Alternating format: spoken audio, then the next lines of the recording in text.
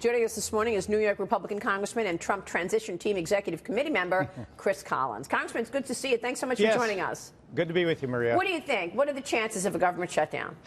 Well, you know, we got our job done in the House yet again, and this would be a Chuck Schumer shutdown. The Schumer shutdown does look like a possibility. I've just got to hope, as he looks into his political playbook, he realizes he's going to wear this one.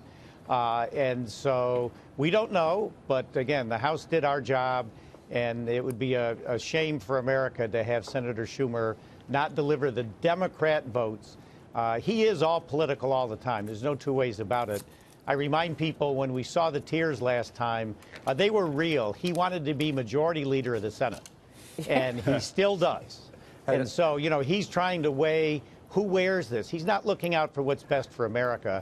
He's looking out what's best for Senator Schumer, and how does this play into his desire to be the majority leader of the Senate. It's that simple. But do the voters know that? I mean, are the voters going to hold him accountable come November, you think? I mean, or do you think the Republicans get blamed should the government shut? Because we did, Maria, pass this in the House, the Republicans passed it in the House. The Democrats, one and all, voted against a 6-year extension of the child health insurance program, something that's always been bipartisan.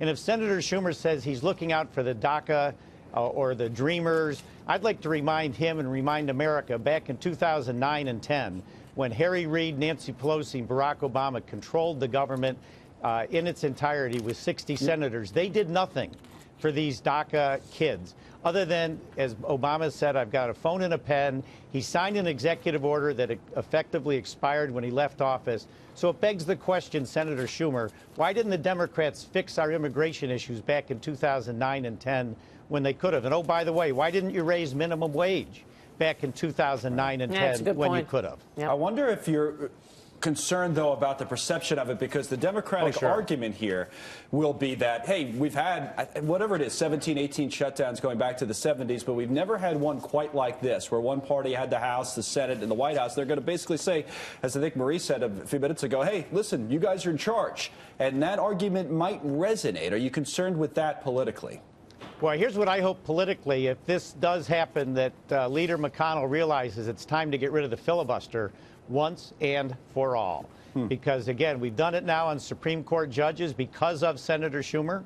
I'll say thank you, Senator Schumer, for being such an obstructionist that we had no choice but get rid of the filibuster for Supreme Court judges.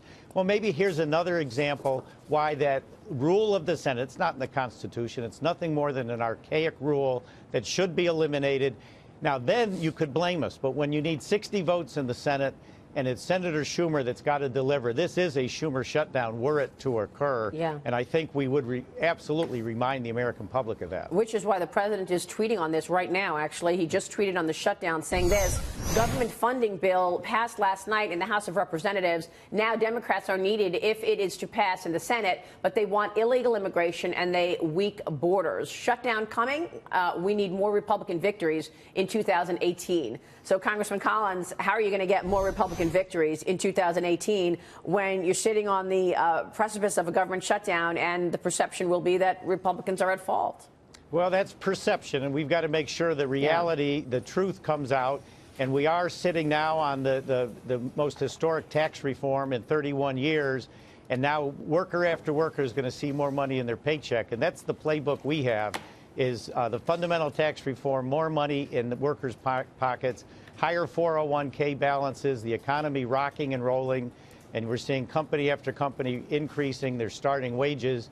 And we will make sure that anyone and everyone knows this is, if it happens, Schumer shutdown. But, Congressman, you know, to that point, even if this looks like, even if people think it is the Schumer shutdown, the problem is this news dominates headlines instead of the news we've seen over the past few days with Apple and other companies. To me, the Republicans are going to lose with the shutdown either way, because the good news story, and it's a great news story on tax cut, just is not going to get through. And frankly, I think Democrats like that. I think that's why they're gunning for a shutdown here. Oh, well, there's no doubt that Senator Schumer's looking, but it's risky for him, at the political outcomes here.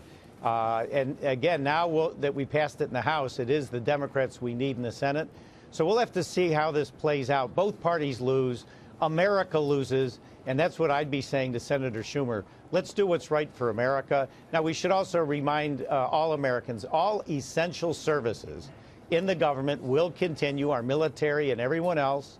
And we're not going to do the little things that Obama did when we had the shutdown in 2013, like make sure that he put blockades at the turnarounds in the parks, and he closed the World War II memorial where there's not even any employees there.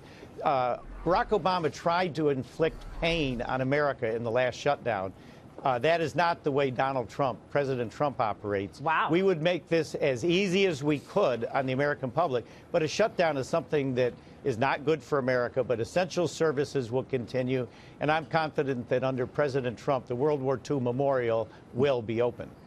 Congressman, we definitely heard your message to Senator Schumer. That came across loud and clear. Do you also have a message for Senator McConnell and your Republican colleagues in the Senate, some of whom have also said they're against voting for this? You know, you don't have Democrats on board, but there are still a number of Republican holdouts. What's your message to your colleagues across the aisle here to get them on board? Well, my message to Senator McConnell and the Republicans is get rid of the filibuster.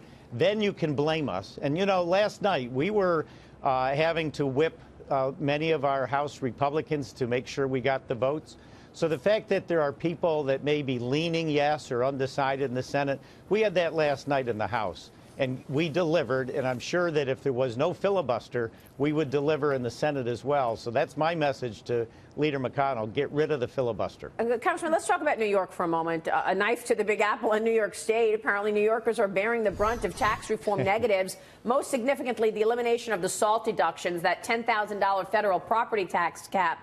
And then what can be for New Yorkers who are struggling with tax reform fallout? Tell us how you see it. And then there's this. The cover story of the New York Post today, land of the fee. Look out, Uber. State is pushing $11.50 toll just to go below 60th Street. So we're going to have, they're proposing putting tolls within New York City to go from uptown to downtown? Sure. Well, first of all, Maria, 95% of New Yorkers are going to have a significant tax cut. Certainly up in my district in Western New York, the Buffalo area, it's probably 98%. Right. What we're hearing is Senator Schumer and King Andrew Cuomo fighting for the millionaires and the billionaires on Long Island. It's quite the juxtaposition as the Republicans are fighting for the working class, the middle class, and we've got our supposedly progressive or actually progressive governor fighting for the millionaires.